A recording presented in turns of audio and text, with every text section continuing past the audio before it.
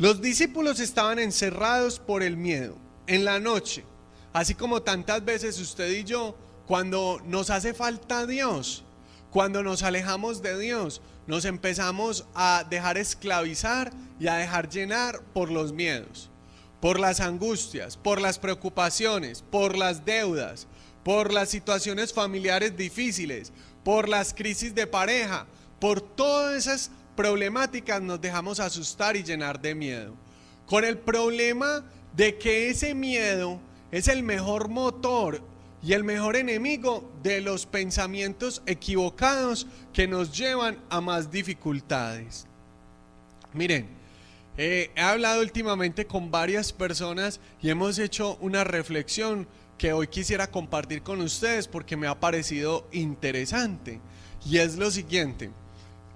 La primera persona, una persona con la que estaba pues ella con su novio y terminó con el novio, entonces está pasando una ruptura afectiva. La segunda persona, una persona que está recién casada, entonces va a dar a luz su primer hijo y digamos lo que también le sucedió lo mismo, que empiezan esos pensamientos de miedo y cómo van a hacer este hijo y cómo lo vamos a cuidar y la plata que vamos a necesitar, y yo que he tenido algunos conflictos con mi esposo y esto, y entonces tanto a la una como a la otra las empezó a invadir el miedo. A la una porque terminó con el novio, entonces decía bueno, y yo con la edad que tengo, y entonces cuando me voy a casar, y entonces alguien sí me va a querer, y entonces empiezan esos miedos a hacer pensar mal, empiezan esos miedos a robar la esperanza, a robar la alegría, a no poder disfrutar del presente. Y eso era lo que le pasaba a los discípulos. Habían crucificado a Jesús. Los romanos y los maestros de la ley los estaban buscando porque no los querían y ya habían matado a su líder. Entonces ellos estaban encerrados por el miedo. Y eso es lo que hace el miedo. El miedo encierra, el miedo debilita, el miedo paraliza, el miedo quita fuerzas, quita alas, quita ganas de vivir, quita la esperanza, nos roba la luz, nos roba la luz. Y entonces yo le decía a estas personas algo que una vez le escuché a un psicólogo y me pareció muy interesante, que muy bueno que usted lo tenga en cuenta cuando esté pasando por un momento de miedo, por un momento de crisis. Y es lo siguiente: la mente es como una fábrica de pensamientos de mala calidad. Una fábrica de pensamientos de mala calidad, eso es la mente. Por eso Santa Teresa la dirá la loca de la casa, ¿cierto? Porque piensa un montón de cosas que uno dice, uy, esto cómo me ocurrió, ¿cierto? Entonces la mente es una fábrica de pensamientos de mala calidad. Entonces digamos que de 10 pensamientos, uno es bueno. Pero en los momentos de miedo, en los momentos de crisis, en los momentos de dificultad, como los que estaban pasando estas dos jovencitas de las que les hablé, en esos momentos de dificultad, no de 10 pensamientos uno es bueno, de 100 uno es bueno, de 300 uno es bueno. Y empiezan a pasar por la mente un montón de pensamientos que no son verdad. Por eso uno de los nombres del Espíritu Santo es el Espíritu de la verdad, ¿cierto? Porque el Espíritu Santo nos ayuda a pensar con realismo. Porque muchas veces esa fantasía producto del miedo nos genera una angustia que inexistente a veces, o una angustia desesperanzadora, mientras que el Espíritu Santo nos ancla a la verdad. Nos ancla a la verdad de que somos hijos de Dios. Nos ancla a la verdad de que esta vida tiene esperanza, de que esta vida tiene sentido, de que esta vida vale la pena vivirla. Nos ancla a la verdad de todas las bendiciones y todo lo positivo que hay en la vida. Nos ancla a la verdad de lo que dirá la misma palabra en el libro del Génesis, de que este mundo es bueno, creado por Dios, y vio Dios que era bueno. Y vio Dios que el ser humano no era solo bueno, sino muy bueno. Pero muchas veces, cuando no tenemos el espíritu de la verdad, sino el espíritu del mundo, y más en esos momentos de crisis o de miedo como los discípulos, empezamos a pensar todo lo contrario. Empezamos a pensar sin esperanza, empezamos a pensar con angustia, empezamos a pensar en sombras.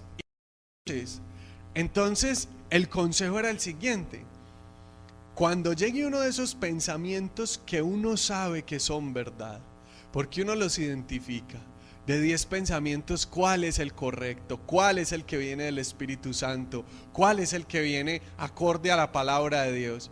Ánclese a ese pensamiento, ayúdese de ese pensamiento, escríbalo si es necesario y recuérdelo una y otra vez, y recuérdelo una y otra vez.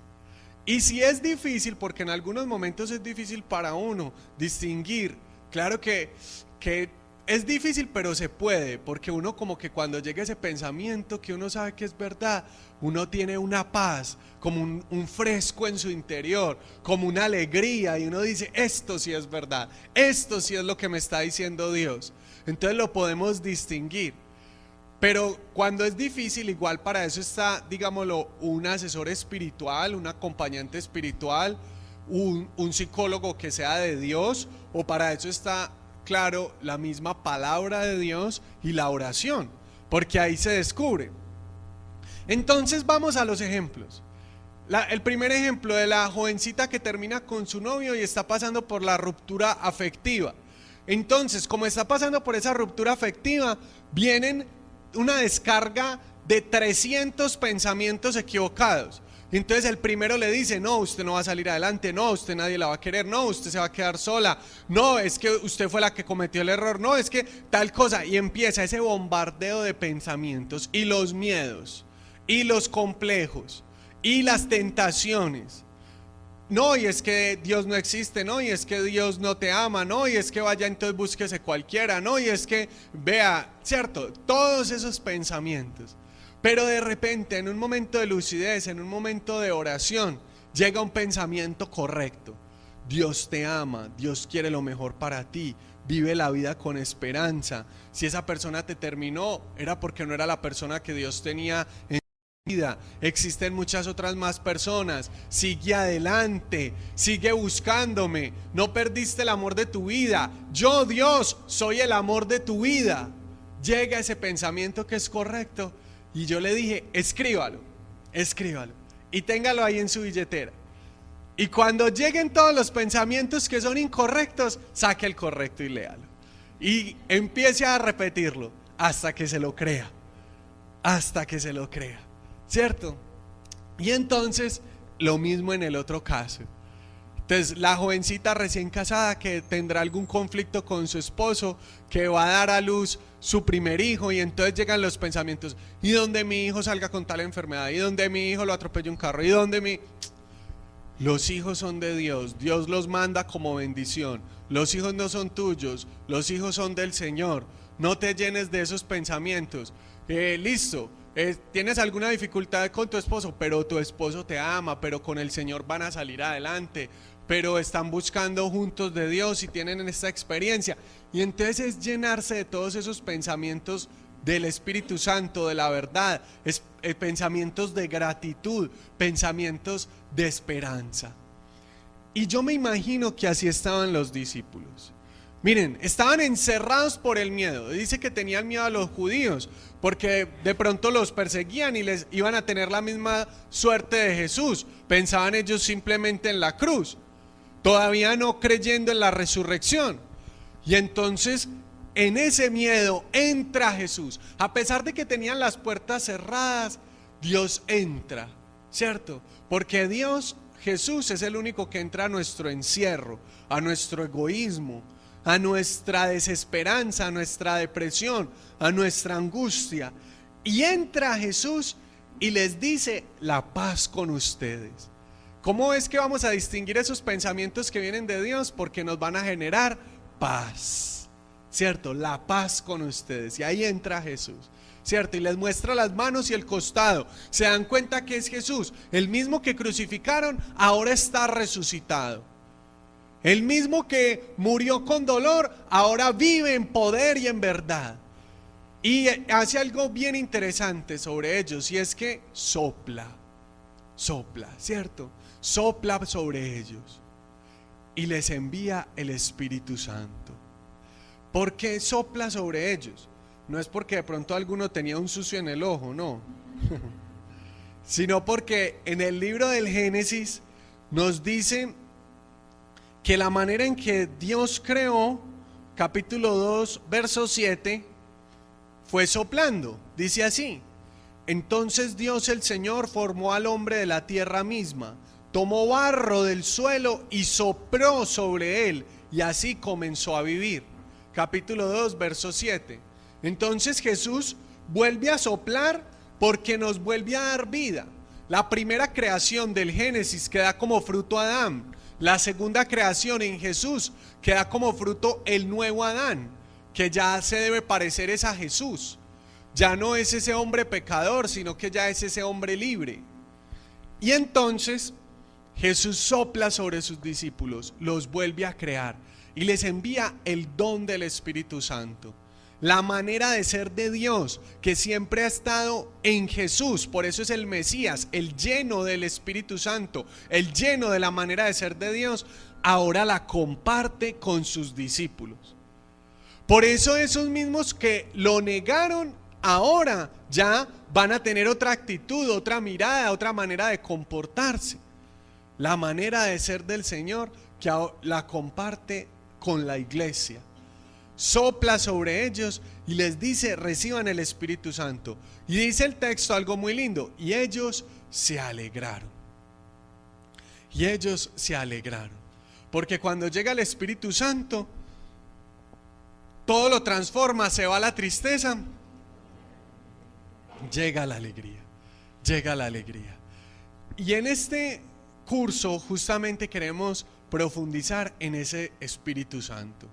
Cómo recibir el Espíritu Santo y cuáles son las manifestaciones del Espíritu Santo. Que las manifestaciones del Espíritu Santo también son sus dones, sus frutos y sus carismas. Que las manifestaciones del Espíritu Santo son muchas. Por ejemplo, nada más en este texto podemos concluir: la manifestación del Espíritu Santo nos saca del miedo. Cuando estamos paralizados por nuestros miedos, el Espíritu Santo nos saca de ahí. La manifestación del Espíritu Santo nos trae la paz. Cuando uno está en la presencia del Espíritu Santo, siente una paz que no la da el mundo, porque no es una paz fruto del confort, no es una paz fruto de la comodidad, de la prosperidad, de un paseo en Cartagena con todos los gastos pagos. No es ese tipo de paz.